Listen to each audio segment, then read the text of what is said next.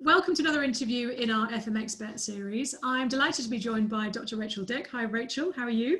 Hi, I'm all good. And you, Beth? I'm very good, thank you. Very good. Rachel is an associate at RLB, which is a cost management practice. And Rachel, you've been in FM for, you said, around 15 years. And you're going to talk to us about, I think I'm going to learn a lot from this one actually as an FM consultant, because you're going to talk to us about what any aspiring FM consultant should consider. And you've got some top tips for us. So over to you. I'm keen on this one. Brilliant, lovely. Thanks for the introduction, Beth. So yeah, I'm going to talk to you today about what I guess I could have told myself 15 years ago when I first started in this profession. And I'm going to categorise it into 4 key areas. Okay. I'm going to categorise those areas into data, people, processes and systems. Okay. So in the first instance, obviously, as a consultant, you're advising your client. They're paying you to give them the best advice that is available. And part of that means that you've got to understand their business. Yeah. And you've got to understand their business to the point where you can understand their goals, their objectives, what their core business is, and how their buildings and their FM services support the delivery of that core business. Yeah. So what I would advise any new consultant to do is have a list of questions, a standard list of questions that you would ask any client about their business. Yeah. And in particular, from an FM perspective and a property perspective, what you need to do is understand their activity metrics. So the frequency, intensity of use of their buildings, the size of their buildings, the spatial spread of their buildings. Are they national? Are they international? Do they have a small group of high profile buildings as part of that portfolio? And it's about understanding those buildings and getting data on those buildings and the policies that are used to operate within those buildings and that estate. And for example, some clients have really strict policies and procedures. The water industry, Yeah. healthcare, gas and oil, pharmaceuticals. So you need to understand all the backdrop for the client as well. And I bet you sometimes are asking these questions and they say, I don't know, when you're asking the details about their business. Yeah, absolutely. One of the first lessons, I guess I got my fingers burned really early and it's stuck with me, Yeah. is that a client was procuring an FM contract. And obviously we understand that cleaning is very much square meter driven. Yeah.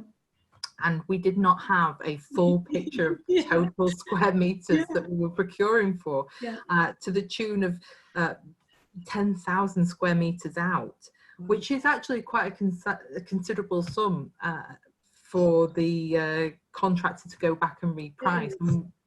From a process point of view, that meant that we'd already cut out some of the competition. Mercifully, the contractor was in a position to provide a best and final offer that was still more competitive than what the client was providing for themselves, because they moved from an in-sourced model to an outsourced model. Yeah. So yeah, that list of data that you want from them to understand their business, have a standard list ready. Yeah.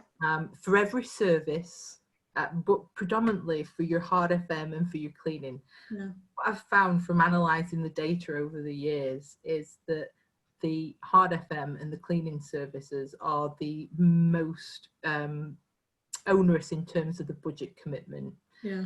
The services are never tend to be as expensive as those 2 services. Yeah. So yeah, also understand the activity metric, like the functional unit, the pounds per meter squared. That's universally applicable to all clients. Yeah. But some clients might be working in a slightly different metric. Pound per workstation if you're in an office, or pound per pupil in a school, or pound per patient bed day in a hospital.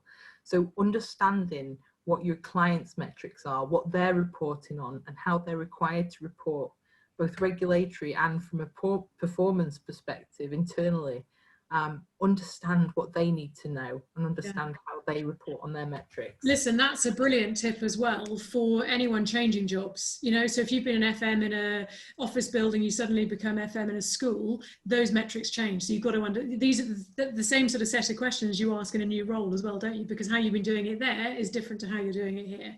Yeah, you might have shared problems and you might have comparable budgets and floor space, but how you use the space and how you report back on it will be different. The other thing is, from any FM consultant, they should be living and breathing what their client is living and breathing. Otherwise, it's just a commoditized service, and consultancy is not a commoditized service. Or certainly it shouldn't be. Also, the way the client captures their data, so the system element. Most clients have some form of CAFAM system or a CMMS system, and the distinguishing features between them are probably only understood really by the tech industry, and probably only really need to be understood by the tech industry. But the different system that the client has and the sophistication of that system, how often are they capturing data? Is it automated? Is the manual interventions required? And just being able to talk to your client about that performance data is really important. Understanding their pain from implementing. So I've obviously worked for one of the big tech giants in a previous role, and working alongside clients who are implementing these systems. It's not just about then the service delivery, it's about how they capture that service delivery in a standard, uniform, consistent way in the system. Yeah, and I think some people think a CAFM system is magic because suddenly it just works, but you've got to plug all the information into it first. And I'm sure you find that some of the way the systems are be running, there's just 70% of the information's there, or 70% of the functionality isn't being used. So I guess from a consultancy point of view, that's also a piece of work you've got to do to establish, is it even kind of fit for purpose or functioning as it should be? Yeah, absolutely. And also clients sometimes don't understand the fact that they've got to refresh licenses to make sure that that CAFAM stays relevant and geared up to like modern technology. The pace of change is rapid, and therefore the IT systems need to be updated and kept fresh too. There's a lot of systems that are coming out at the minute that are more configurable, easily configurable, and take away the need for large consultancy pieces. And they're really good too, because you don't always need all the whistles and bells. Sometimes you need something that captures your workflow and gives you an opinion, a reportable opinion back to your business. Not everything needs to be all singing and all dancing, and it's helping the client understand where they are on the trajectory of what kind of system that they need. And are those new, more simpler systems, arguably, are they the kind of newer ones? So I'm just thinking if somebody was listening to you thinking, oh, that sounds interesting, how would they find some of these? I mean, are you happy to share names, or would you just suggest they search for something? Or oh yeah, no, I mean, I'm more than happy to be contacted about who I think is good in the world put your tech contact right details now. on the link. Brilliant. Thank you. Absolutely. But yeah, you find that there are newer, lighter weight systems coming out because we've had a whole plethora of really complicated systems. So yeah, and it's very, very business dependent, and it's contract dependent as well. You know, the PFI contracts do need very complex systems to be able to capture the required performance, the availability modeling and all that good stuff. But if you're just running a building and you don't have the contract and it's an in-house, you can have a lighter weight, simpler model. So finding the right blend of tech to support you, very important. Yeah, really good tip. Thank you for that one. Brilliant. Well, the other two things are combined, the people and the process. So obviously FM is a very people driven and orientated profession and business. One of the things that I do a lot of is procurement, and especially where it's a large scale public sector procurement. There's an idea that if you change the provider that you're going to change the whole world, but the reality is through TUPE, you end up with the same body of staff in a different uniform. Exactly, yeah.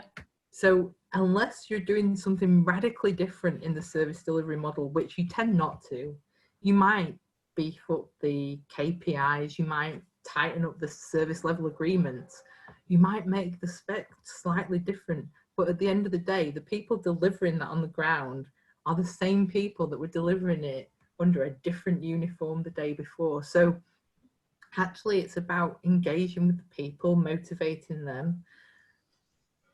FM's a very difficult business to motivate people in. There's not a lot of time and attention given to training of cleaners. Yeah. But now, in the light of COVID-19, maybe we'll finally understand and realise and appreciate that the cleaning service is fundamental to keeping us safe and well and comfortable in a building. Yeah, yeah, I agree. And understanding the products that we use as well, in line of our corporate social responsibilities. We've got to keep people safe in high contact areas while at the same time remaining environmentally friendly. And there's some wonderful products out there that do both, that achieve both aspects, keep the area clean, but also don't cost the earth. Yeah, literally. So yeah, it's being cognizant of the fact that you've got people on the ground delivering services that, you know, even with a brand new brave world and a brave new provider, you're still going to have to engage and motivate and ensure that those staff give you the best service that they're able to deliver. Yeah.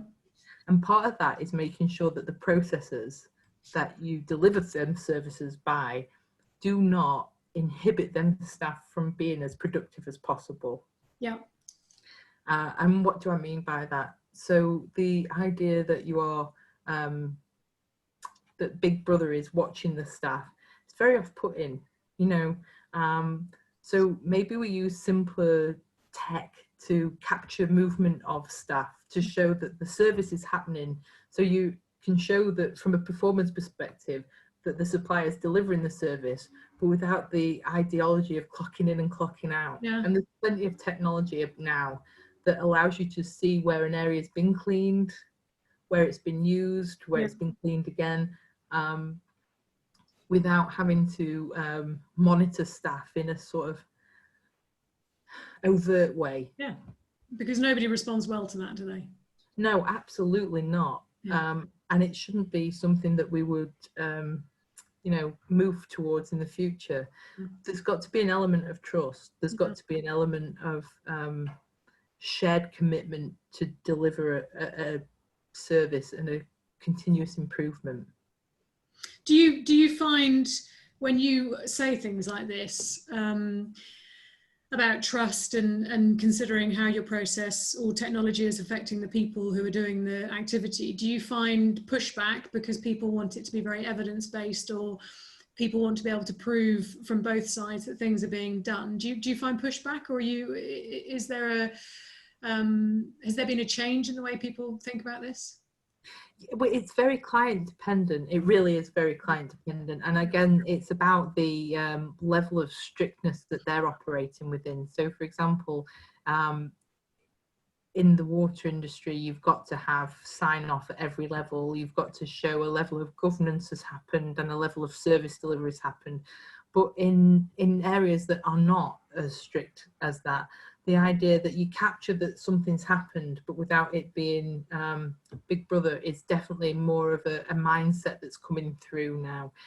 So people want to see that the service has happened, but are more happy to capture it through customer satisfaction surveys, which is actually what you're trying to achieve, isn't it, really? You're trying to keep your staff safe, comfortable, well, happy. And that's the outcome that you want to get to. So it's the idea that you're outcome driven rather than input driven. Yeah. And I've seen a big change in the way specifications are written in the last 15 years. Very input driven when I first started, and now everything's become a lot more outcome focused. Now it's a lot more difficult to write about outcomes than it is to write about inputs, but the ethos is much better. We're over the time allocation, but I think the value here is really good. So a lot of people, Rachel, don't know the difference between input. I refer to it as output. You're saying outcome. It's the same thing. Can you just give us a quick overview as to the difference between an input specification and an outcome or an output specification? Because I think a lot of people won't know the difference, and it is significant, isn't it? Yeah, absolutely. Okay, so a really simple example is an input spec will state 100 hours of cleaning a week, for example, whereas an outcome specification will say 100% customer satisfaction from the cleaning service. So it's about understanding that the service gets delivered and the outcome is that the people are happy. I think it'll move to more to health and safety. I think there'll be more focus on the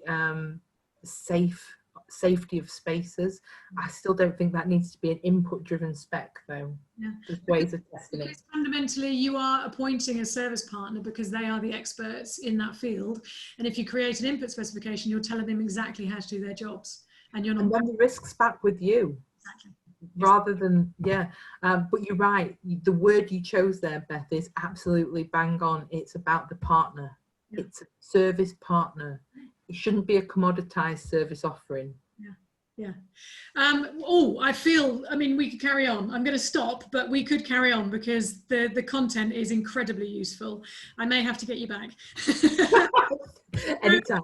So for now, I mean, I know that was a fly through of what you've spent 15 years perfecting, and I know that you've got an incredibly good reputation, but the detail you've given us there, I hope people listen to, because there's some fantastic content. So Rachel, thank you. Thank you for your time. I really appreciate it.